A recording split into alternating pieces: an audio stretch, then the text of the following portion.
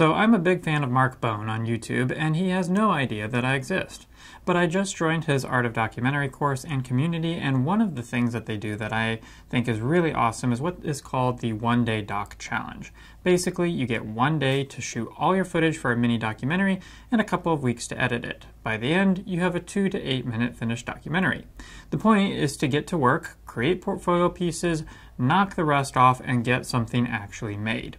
So here are 8 steps to pre-production for this kind of project. Step 1 is rather obvious, and it's come up with the idea.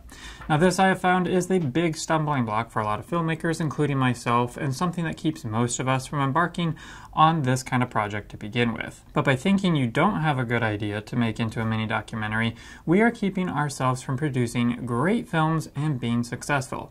I'm not saying that this project is going to be great or make me successful, but the lessons that I will learn on it will help me improve on the next one, and the people and connections I make through it, the ideas that I inspire, all of this will move me one step closer to that masterpiece. Masterpiece. The point of this kind of project is to get experience, not prove that I'm worthy of a Netflix contract. So don't get hung up on the concept, just go make something. If you can't sum up your film in 1 sentence, maybe 2, you haven't found it yet.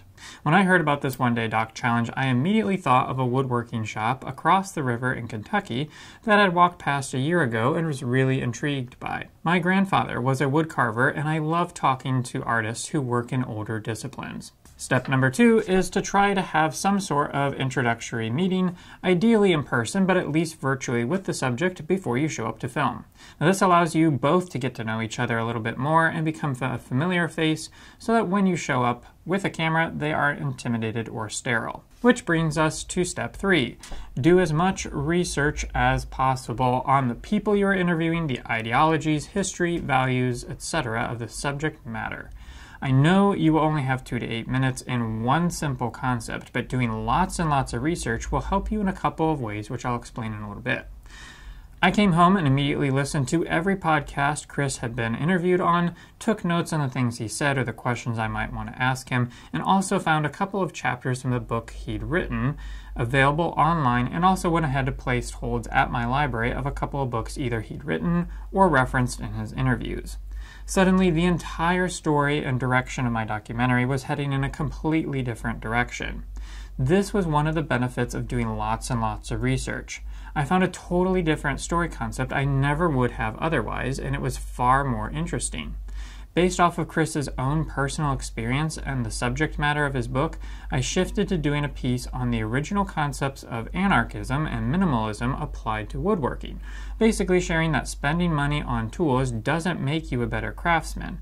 Invest in a few quality essential tools and take the time to learn your craft to make great things, rather than buying the latest and greatest stuff off the shelves and collecting tons of tools. See, really simple core concept I can articulate in 2 sentences. Now the second reason why you want to do all of this research is that it will help you garner more trust and relatability with your interviewee when you're on set. You can mention some things that you learned during your research as you converse with your interviewee that will demonstrate the work you've put into the interview, but also build some rapport during your conversation. This will hopefully help them to relax, seeing that you're going off script, and open up about some other really interesting things. Speaking of script, step number 4 is to write up your questions. There are lots of ways to do this, but on this particular project, I did something a little different than I have in the past. I took Chris's book, my notes from his interviews, and I edited them down to a satisfactory script that essentially would have been the content that I want in my film had it just been read as a voiceover. Then I went through it and wrote out the questions I would need to ask to get those answers or that dialogue out of Chris. Basically, reverse engineered my script. Next, I brushed up on some more Mark Bone content regarding how to conduct a great interview and tweaked my questions some more. He still doesn't know about me. Things like asking questions that get to the plot and the story and the facts, and then asking some questions that turn to the feelings, the emotions. How does that impact you?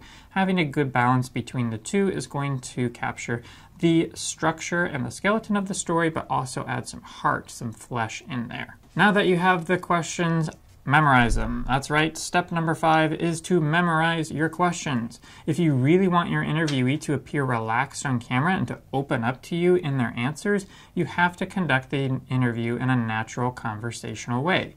Maintain as much eye contact throughout the entire interview as possible. Constantly looking down at a piece of paper is going to ruin this, so take the time to memorize them. If you have an assistant on set, go ahead and give the assistant the list of questions, and when you are near the end of the interview, ask the assistant if there's anything you have missed. If you're by yourself, keep the list handy, but only dig it out at the very end, again, to make sure you've covered everything. Conduct as much of the interview as possible without anything you wouldn't normally have in real life. This means memorizing your questions. Step 6, if possible, do a location scout. Go on location and see what you will need to bring as it relates to gear. Look for light sources and windows, wall outlets for power, good-looking backgrounds, sound acoustics, all of that. If you can, find an app on your phone that simulates your camera's sensor and lens options and snap some pictures on set to reduce the number of lenses you have to pack. Step 7. If you're using any new gear on this shoot, or it's been a while since you've used it, take the time to get it out and trial run it. Be as familiar with it as possible so you aren't wasting time on set troubleshooting something if you don't have to. Now, stuff happens, but the more familiar you are with your gear, the easier and quicker you can overcome this. And lastly, check for any laws, regulations, or legal stuff that might prevent you from filming. Do you need a location or talent releases printed off? Are there restrictions on filming in the location that you want to be filming at? If you're using a drone, are you in controlled airspace or not? Just be prepared ahead of time for all of the legal compliance issues you may run into down the road. Now, I'm going to link a couple of the really helpful Mark Bone videos in the description below, and I hope you'll check them out. In the meantime, I'm filming this interview and B-roll for my one-day doc in a day or two, so the next video you'll see is all that goes down in that during production for this kind of a project. And though I won't see you in that video, you're sure to see me. Rough.